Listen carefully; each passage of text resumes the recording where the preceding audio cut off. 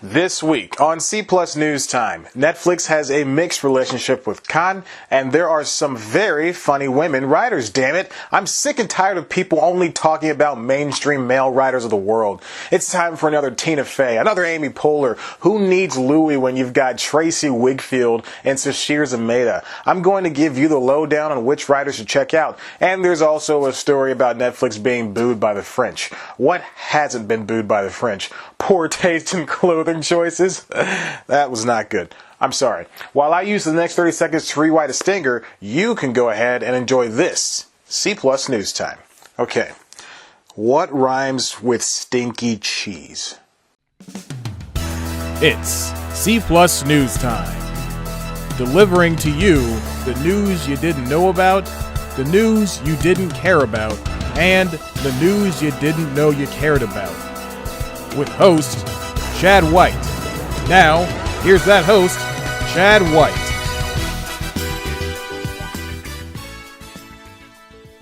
Sometimes I turn on songs like Lifestyles of the Rich and Famous or Semi-Charmed Life to feel like I'm in an early 2000s movie montage. Welcome back to C Plus News Time. I'm your host, Chad White, and this is the comedy news that you didn't know about for the week of May 22nd, 2017. First up, there goes Netflix fudging up and making everyone all peeved again. This time, the #1 streamer managed to piss off the whole French nation. I mean, it's not a nation, but the people are all mad. Look, I'm American and we weren't taught so good in schools. This all started at the Cannes Film Festival that was held 2 weeks ago. At a screening of their latest movie, Okja, there was a slew of technical snafus and, well, everyone's now mad. And then they booed. But that's not what got everyone's berets in a twist. Netflix managed to get 2 movies into the festival this year, with Noah Baumbach's The Merowitz Stories being the second, without either of these movies seeing theater time. So Cannes came up with a new rule effective next year. Movies have to be in theaters in order to compete. It's a win for the traditionalists who think all movies should have theater time, and a loss for Netflix.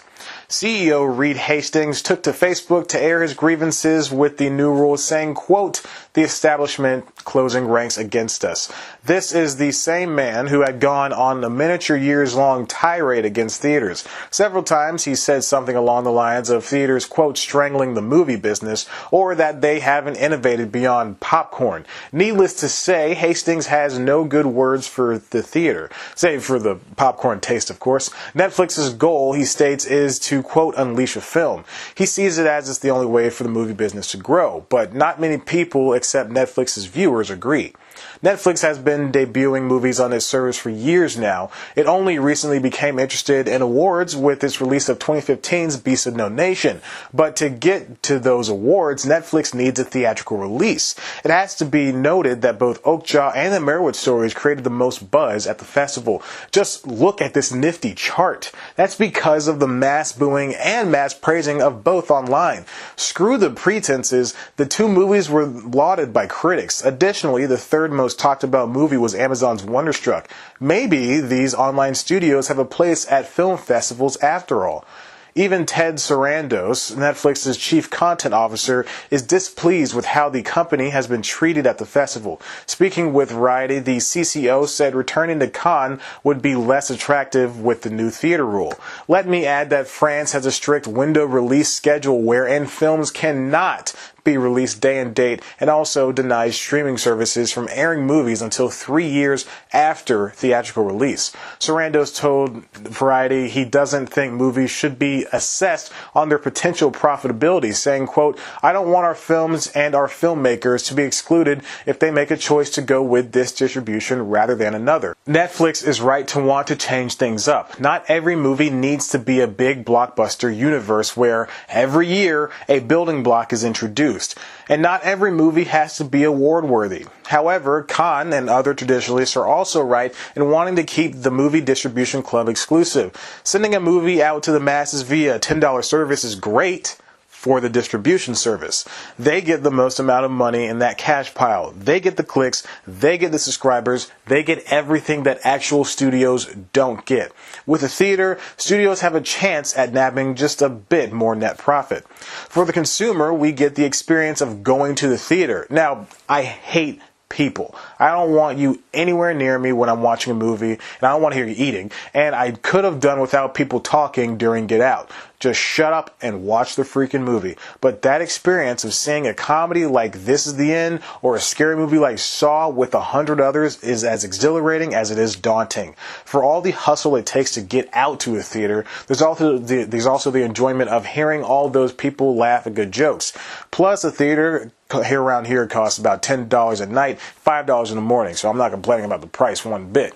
Should Netflix continue on their beaten path? This is tough. For years, they've paved the way for different distribution models, but they're going about honing in on the bigger racket all wrong. Netflix needs to respect the old ways. It's not like they're wanting for more money. They can take the hit by sending movies in theaters for limited release, if not just to get into the award shows. A sacrifice like this can definitely bolster their odds at finally winning an Oscar. And finally, there are some really funny women in comedy that you're missing out on. For every argument that there aren't any good women in comedy, and seriously, why the heck is this even a topic at all? There's a gaggle of girls I can recommend. I don't mean girls in a sexist connotation. Please don't leave your safe spaces and berate me. Here's a few women who can outright any man on TV today. Tracy Wigfield is one of the best writers on broadcast television. Her new series, Great News, just finished up a rushed 10-episode first season. NBC just blasted episodes at 2 a week for 5 weeks and did a subpar job of advertising. Great News followed a news producer who just wants to do a big story. Her mom starts interning at the station, and news life is not the same ever again. Wigfield wrote on 30 Rock and The Mini Project and even produced both of them. She plays Beth on Great News, where she gets to say some of the weirdest lines. And by saying Great News a few times, I've done more advertising than NBC did. There you have it. Up next is Kay Cannon, a talented visionary in the comedy world. She also produced some of 30 Rock, but you might know her biggest work, the Pitch Perfect series. Having written on Cristela and New Girl, Cannon will go on to create the franchise that single-handedly brought back acapella, if it was ever here. She also created the new Netflix series Girl Boss, whose demographic I probably don't fall under.